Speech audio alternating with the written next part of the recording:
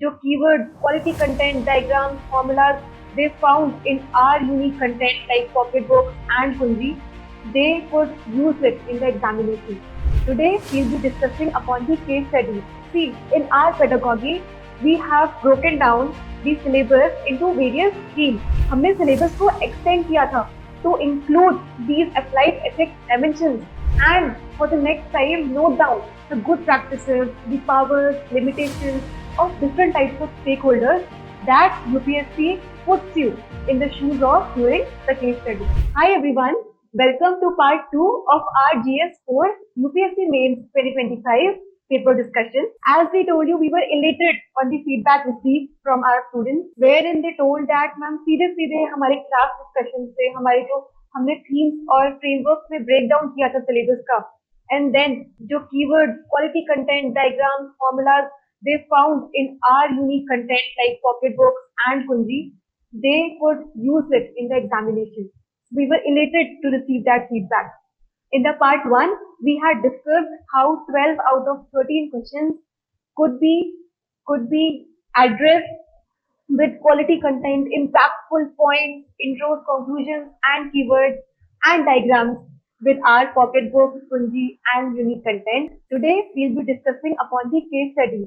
See, in our pedagogy, we have broken down the syllabus into various themes. Theme 1 में we covered the ethics and human interface, its basis.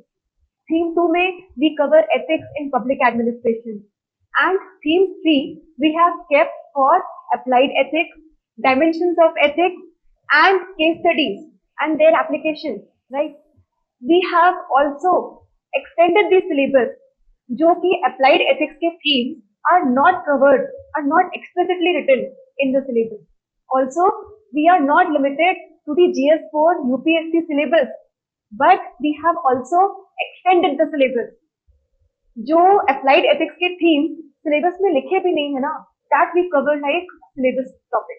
For example, national security ethics, ethics in disaster management, medical ethics, ethics in politics, social media ethics, which are directly full questions, which are directly being asked by UPSC as full questions.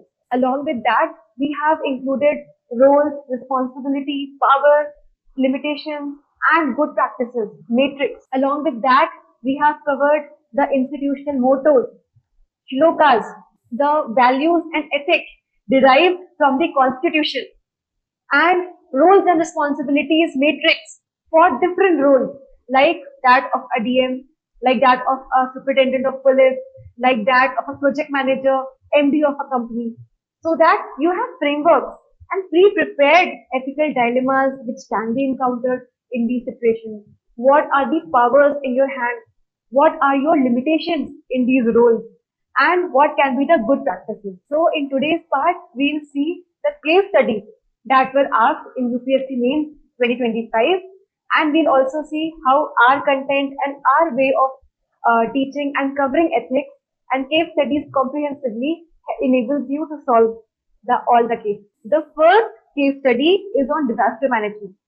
If you have seen our series and video on most probable case studies for UPSC Mains 2025, we had predicted that disaster management can be a theme asked. In this case study, UPSC have linked disaster management with the conflict of duty. In our class, we discussed there are three main conflicts.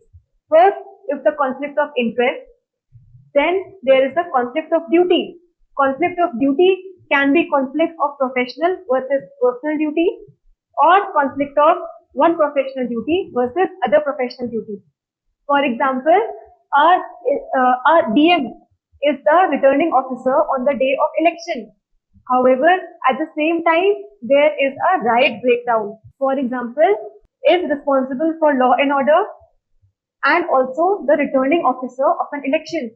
So on the day of election, if there is a riot in the district, which duty should the DM prioritize? Similarly, if we see conflict of personal versus professional duty, exactly like in this case study, Vijay has duty towards his family, his mother, who is earlier sick, and then a tragedy happens of a death, and then he has a professional duty of disaster management, right? So this was something which was covered in our classes. The next case study is on the theme of environment versus development. इसी theme पे एक 10 marker भी आया है इसी साल, which we have covered in the part 1. We had predicted in our series of most probable case studies for UPSC Mains 2025, which is a topic that UPSC loves.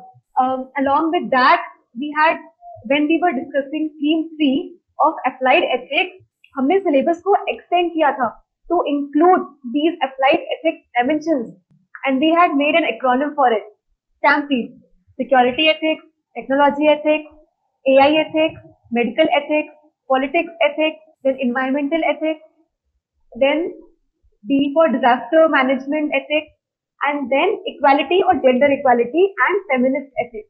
We had covered all these in detail.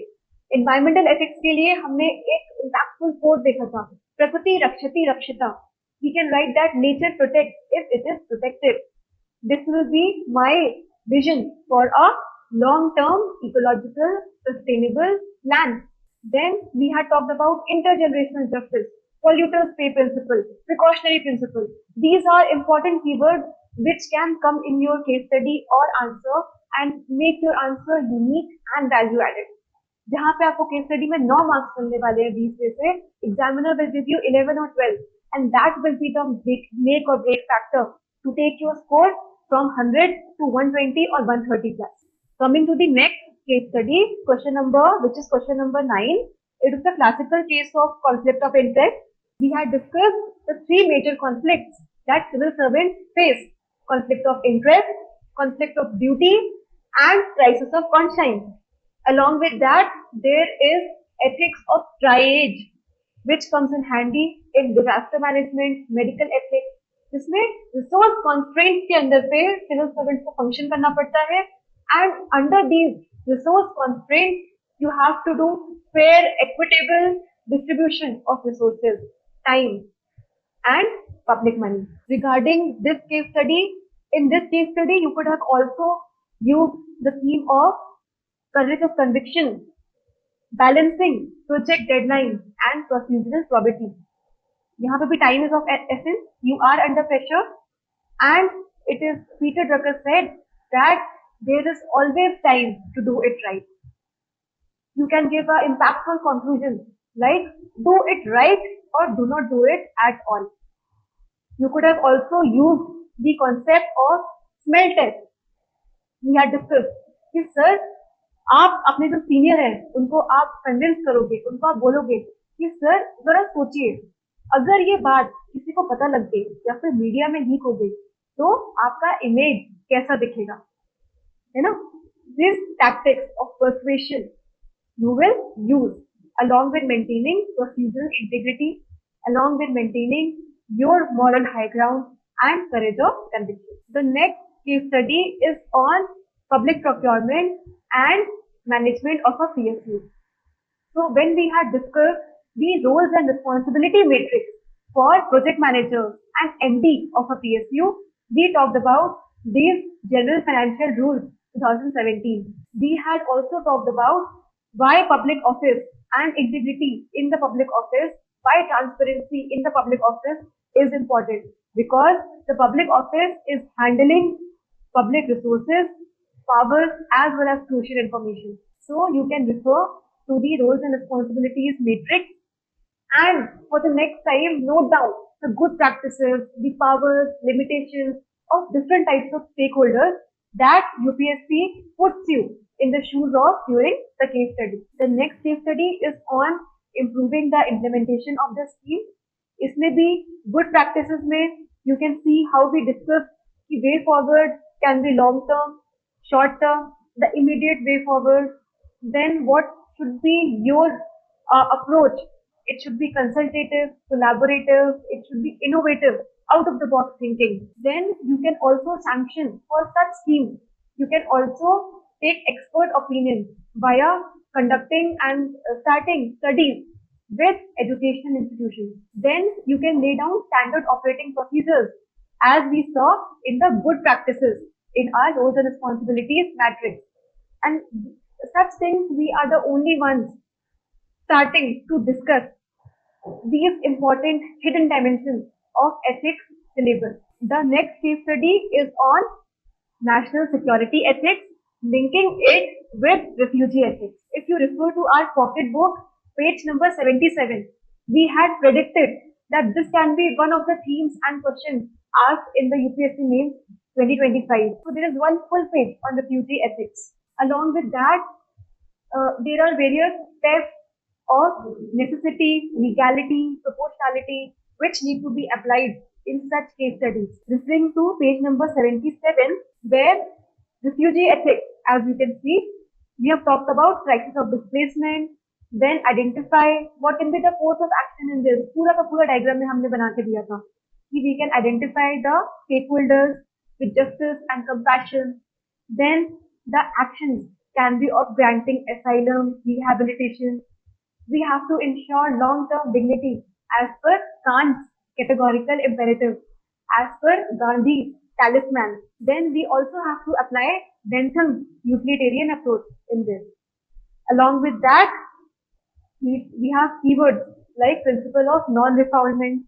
We can also apply Rawls' veil of ignorance in tackling such issues. Along with that, for the way forward, we can talk about Tagore's universalism, universal brotherhood and internationalism, where we have to think about humanity beyond the borders. So this covers our case studies and the 10 markers asked in UPSC mains 2025.